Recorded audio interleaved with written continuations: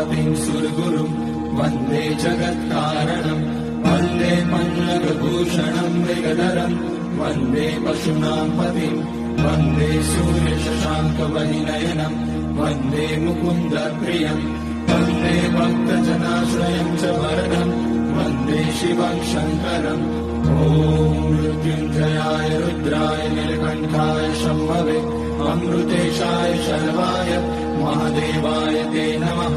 नमस्तेऽस्तु भगवन् विश्वेश्वराय महादेवाय त्र्यम्बकाय त्रिपुरान्तकाय त्रिकाग्निकालाय कालाग्निरुद्राय नीलकण्ठाय मृत्युञ्जयाय सर्वेश्वराय सदाशिवाय श्रीमान् महादेवाय नमः। ॐ नमः शम्भवाय च मयोभवाय च नमः शङ्कराय च मयस्कराय च